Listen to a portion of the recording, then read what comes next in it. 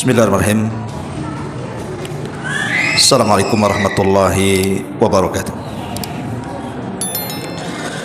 Alhamdulillah wassalatu wassalamu ala Rasulillah wa ala alihi wa sahbihi wa mawalah wa la hawla wa la quwata illa billahi wa ba'du. Kita lanjutkan kajian kita, masih membahas tafsir dari surah Al-Imran, dan kita masuk pada ayat ke-10 dan seterusnya. A'udzubillahi minasyaitonirrajim. Bismillahirrahmanirrahim. Innal ladzina kafaru lan tughniya anhum amwaluhum wala auladuhum minallahi syai'a wa ulaika hum waqudun nar kadabi ali fir'auna walladzina min qablihim kadzabu bi ayatina fa akhadahumullahu bidzunubihim wallahu syadidul iqab. Sesungguhnya orang-orang kafir tidak akan berguna bagi mereka harta benda mereka, dan tidak pula berguna anak-anak mereka terhadap azab Allah sedikit pun, dan mereka itu menjadi bahan bakar api neraka. Keadaan mereka seperti pengikut Fir'aun dan orang-orang sebelum mereka. Mereka mendustakan terhadap ayat-ayat kami, maka Allah menyiksa mereka disebabkan dosa-dosa mereka, dan Allah sangat berat hukumannya kepada mereka. Baik, ma'asyiral muslimin yang dimuliakan Allah Subhanahu wa taala, dua ayat ini menggambarkan kepada kita tentang kondisi orang-orang yang kufur kepada Allah Subhanahu wa taala, baik di dunia ataupun di akhirat, di mana tidak berguna bagi mereka harta dan juga anak mereka untuk meraih rahmat Allah Subhanahu wa taala di dunia ataupun di akhirat, ataupun tidak berguna bagi mereka baik harta atau anak-anak mereka untuk mencegah azab Allah di dunia ataupun di akhirat. Di sini Allah Subhanahu wa taala mengatakan innal ladzina kafaru lan tughniya anhum amwaluhum wala auladuhum minallahi syai'a. Sesungguhnya orang-orang kafir tidak akan berguna kepada mereka harta benda dan anak-anak mereka dari Allah sedikit pun. Di sini Allah mendahulukan harta dibandingkan anak-anak, karena harta itu yang paling banyak membela pemiliknya. Kalau antum ada kasus, pasti antum berhajat kepada harta, entah untuk bayar pengacara, untuk tebus sana tebus sini, dan begitu seterusnya. Ataupun kalau kita ada masalah, pasti yang terbayang adalah harta dulu untuk menyelesaikan masalah. Baru setelah harta adalah anak-anak. Yang paling banyak menolong kita di dunia ini anak-anak. Kalau bapaknya di penjara, sibuk anaknya yang melepaskan bapaknya, kan itu. Atau kalau ada orang tersandung kasus keluarganya, maka anak-anaknya yang akan membelanya. Tetapi dua perkara ini, kata Allah Subhanahu wa taala, lan tughniya anhum, tidak bermanfaat bagi mereka sedikit pun minallahi syai'a. Kalimat syai'a ini litasghir, kata ulama tafsir, maksudnya sedikit ataupun banyak tidak akan manfaat bagi mereka. Makanya kita perhatikan pada hari kiamat ketika Allah Subhanahu wa taala berbicara tentang kebangkitan manusia di padang mahsyar. Pertama kali manusia dibangkitkan, apa kata Allah? Yauma yafirrul mar'u min akhi. Yauma yafirrul mar'u min akhi wa ummihi wa abi wa sahibatihi wa bani likulli imri'in minhum yauma idzin sya'nun yughni. Pada hari ketika manusia dibangkitkan, manusia lari dari kawannya, lari dari ayah ibunya, lari dari pasangan dan anak-anaknya. Semua manusia sibuk dengan perkaranya masing-masing. Padahal di dunia orang-orang ini orang-orang yang dicintai mereka. Yang namanya kawan, orang tua, pasangan, anak-anak itu kan sesuatu yang kita dekat di dunia. Yang paling melekat dengan kita di dunia orang-orang ini. Tapi nanti pada hari kiamat mereka itulah tidak ada gunanya sama sekali.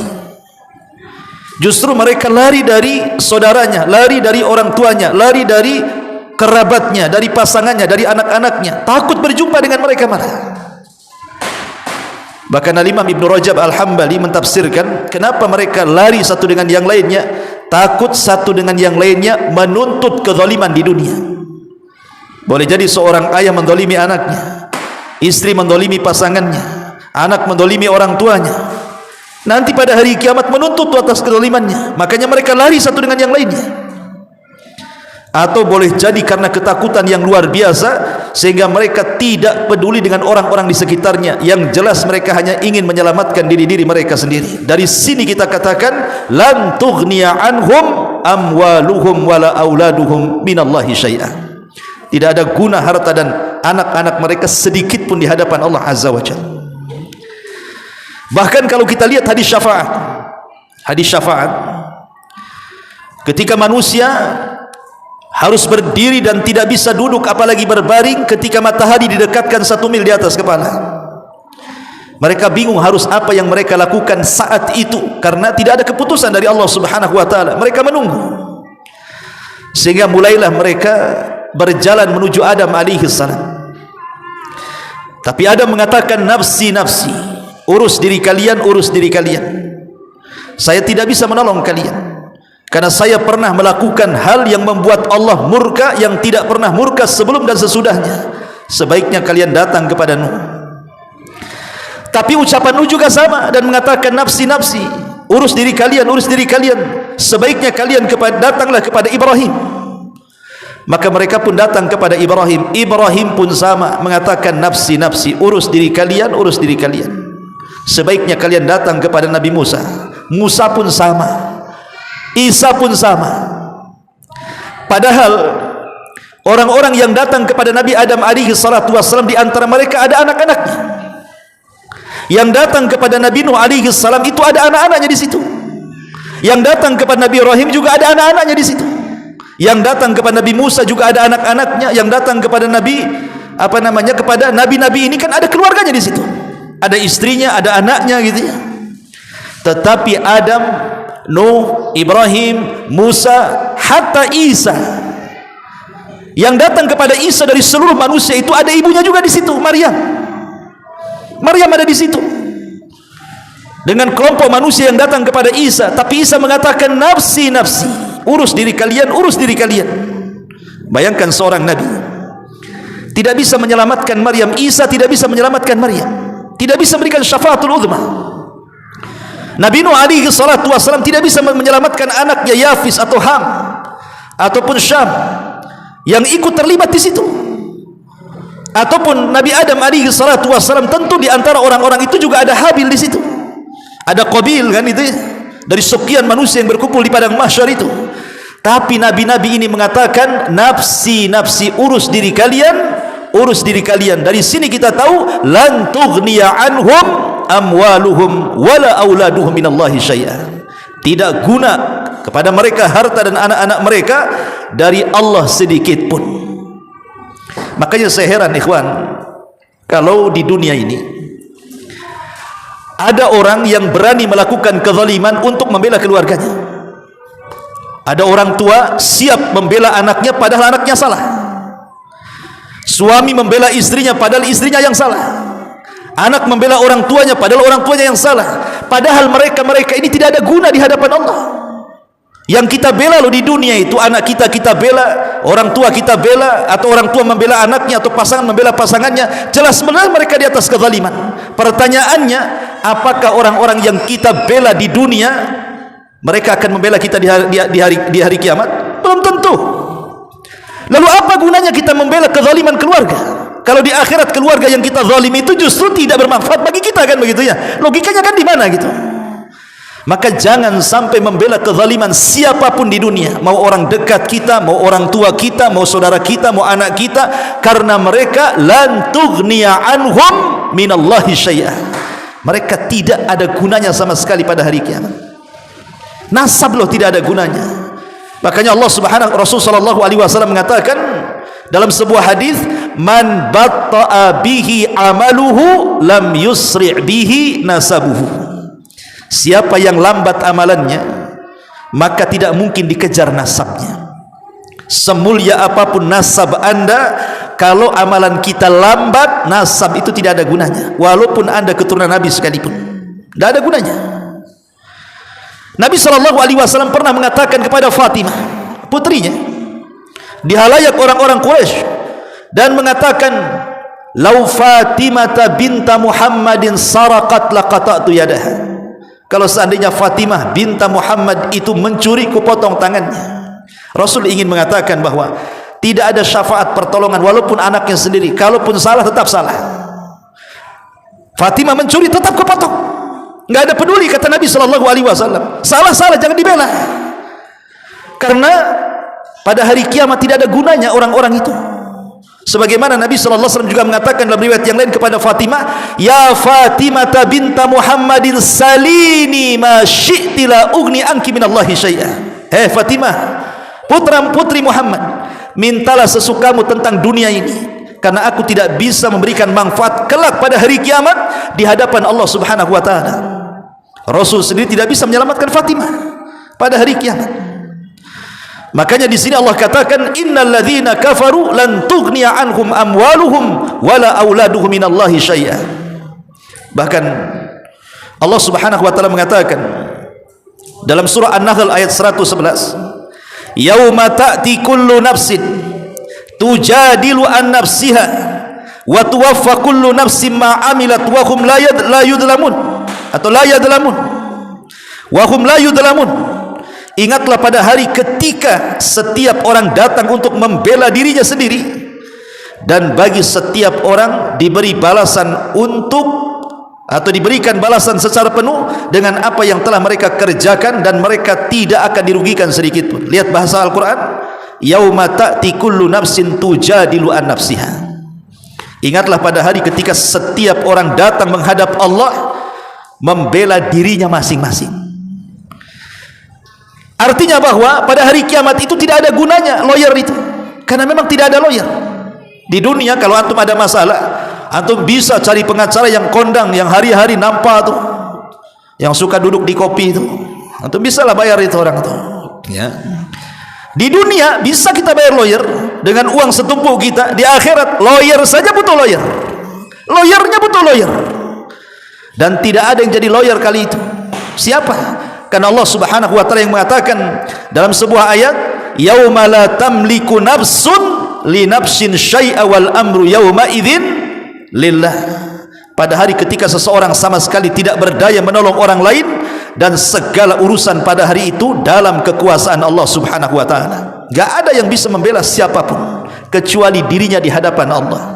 Wattaqu yauman la tajzi nafsun an nafsin syai'a wala yuqbalu minha syafa'atu wala yu'khadhu minha adlun wala hum yunsarun.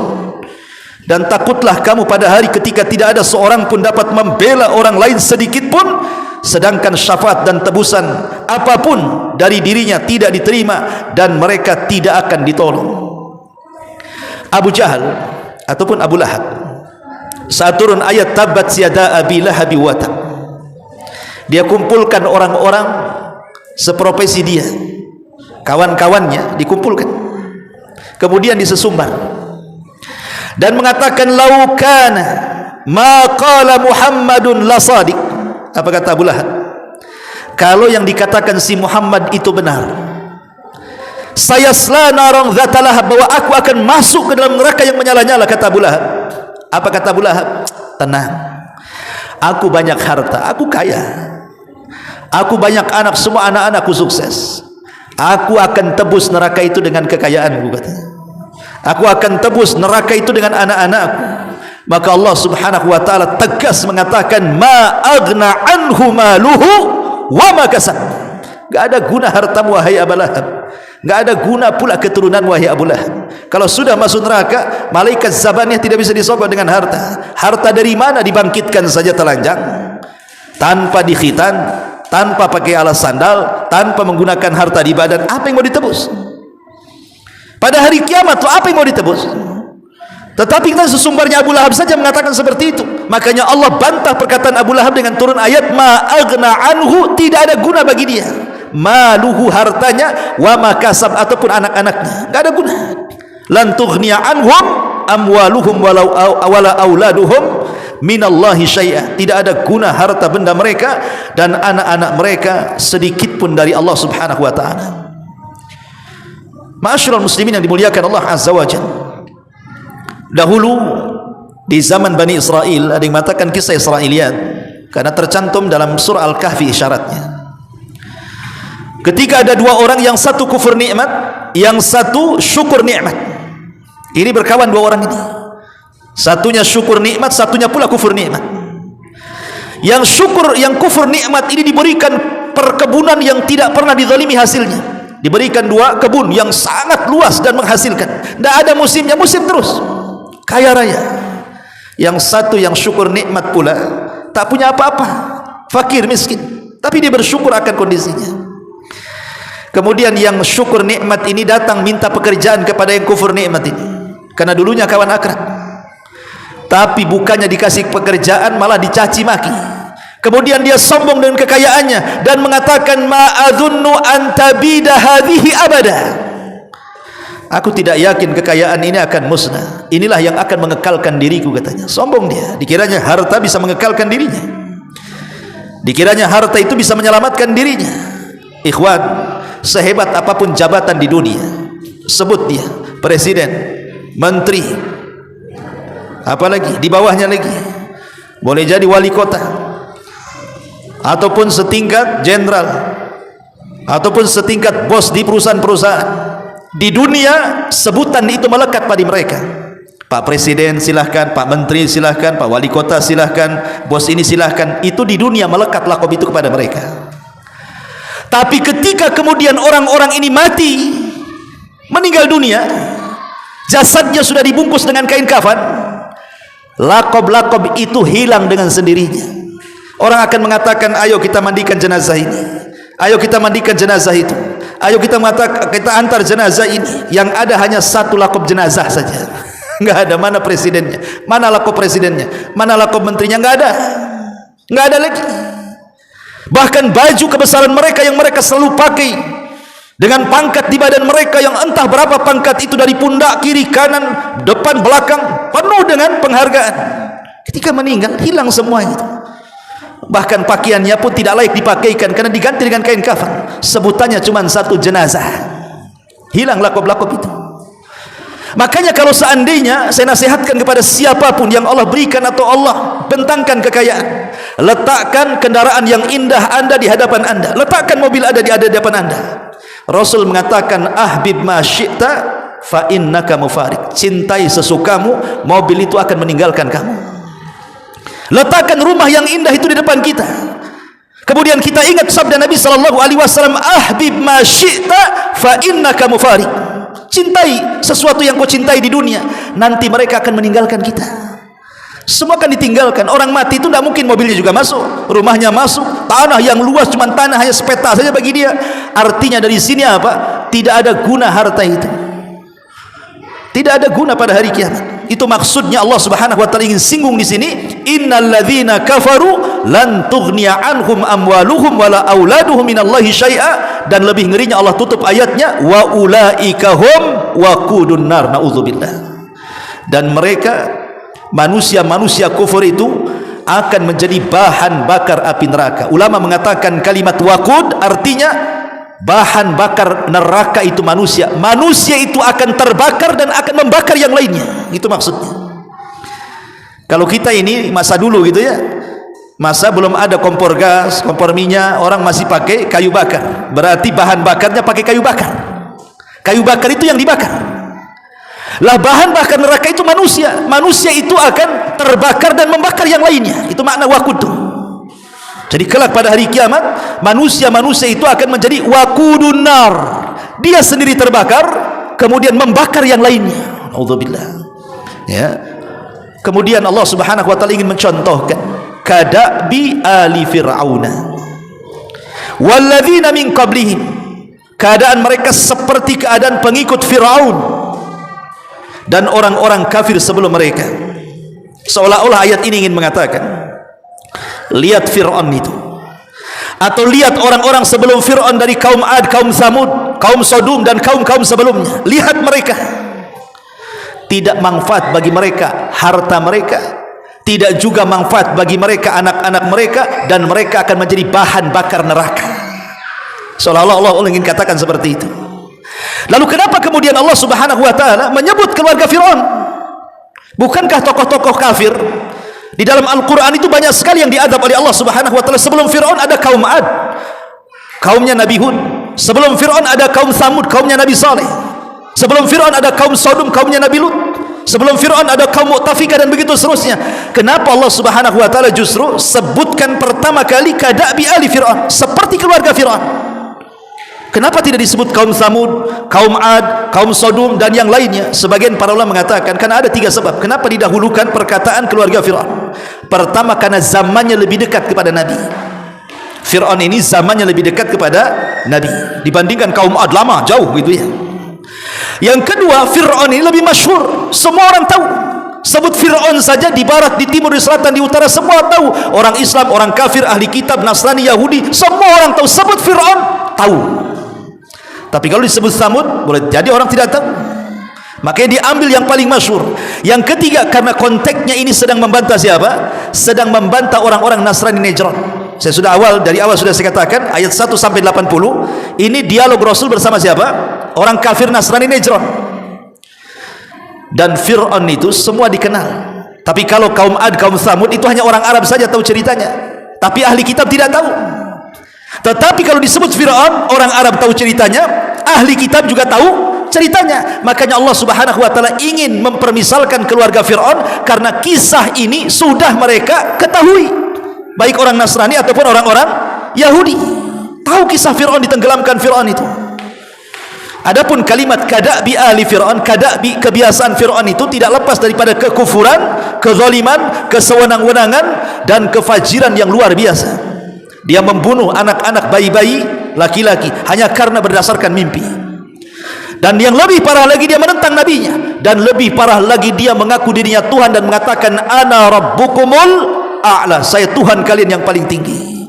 Baru setelah itu Allah katakan walladzina min qablihim, baru orang-orang kafir sebelum mereka, sebelum Fir'aun, kaum Samud, kaum Ad, kaum Sodom, Mu'tafikah dan begitu seterusnya, kadzabu bi ayatina, ketika mereka mendustakan ayat-ayat kami, apa yang terjadi? Fa akhadahumullahu bidzunubihim, maka Allah Subhanahu wa taala azab dengan dosa mereka. Makanya Allah Subhanahu wa taala mengatakan dalam surah Al-Ankabut ayat 40, apa kata Allah? Fakullan akhadna bidzambihi faminhum man arsalna alaihim hasiban wa minhum man akhadathumus sayhatu wa minhum man khassafna bihil arda wa minhum man aghraqna wa ma kana Allahu liyadlimahum walakin kanu anfusahum yadlimun.